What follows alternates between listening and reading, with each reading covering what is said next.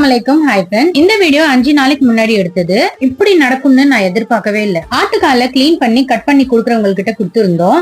அவன் என்ன செஞ்சான்னா ஆட்டுக்கால ரொம்பவே நெருப்புல சுட்டு கருப்பாக்கிட்டான். ஆட்டுக்கால் குழம்பு செய்யலாம்னு எடுத்து பார்த்தா ரொம்பவே கருப்பா இருந்தது. சரி கத்தியால சொரன்னா அந்த கருப்பு எல்லாமே போயிடும்னு நினைச்சு சொரண்டி சொரண்டி கிளீன் பண்றேன். அந்த மேல் தோல்ல இருக்கிற கருப்பு போகவே மாட்டேங்குது. சரி அப்படியே நல்லா கிளீன் பண்ணிட்டு சமைக்கலாம்னு சமைக்க ஸ்டார்ட் பண்ணிட்டேன். எப்பவும் செய்யற மாதிரி வெங்காயம் தக்காளி எல்லாமே வதக்கிட்டு இஞ்சி பூண்டு ஆட்டுக்கால் பாயா எல்லா மசாலாவும் போட்டு தேங்காயில கசகச சோம்பு பட்டை லவங்கம் தக்காளி போட்டு அரைச்சு செஞ்சேன். தண்ணியும் அதிகமா போட்டு வேக வச்சேன். ஆனா ஆட்டுக்கால் பாயா வேகவே இல்லை. மறுபடியும் எடுத்து பார்த்தேன் வெந்துருச்சான்னு. அப்பவும் வேகவே இல்லை. மறுபடியும் தண்ணி போட்டு குக்கர் மூடி வேக வச்சேன். எப்படியும் 2 மணி நேரம் ஆச்சு ஆட்டுக்கால் வேகிறதுக்கு. ரொம்ப முரட்டு ஆடு போல வேகிறதுக்கே ரொம்ப லேட் ஆயிடுச்சு. அப்பாடா எப்படியோ வெந்துருச்சுன்னு சந்தோஷப்பட்டுட்டேன். சரி குழம்பு ரெடி ஆயிடுச்சுன்னு சாப்பிடலாம்னு சாப்பிட்டேன். சாப்பிட்ட மறுநாளே ஃபுட் பாய்சன் ஆயிடுச்சு. ஹாஸ்பிட்டல் போய் ட்ரிப்ஸ் ஏத்திட்டு வந்தேன். ஏதோ ஒண்ணு நினைச்சு செஞ்சா ஏதோ ஒண்ணு நடந்தது.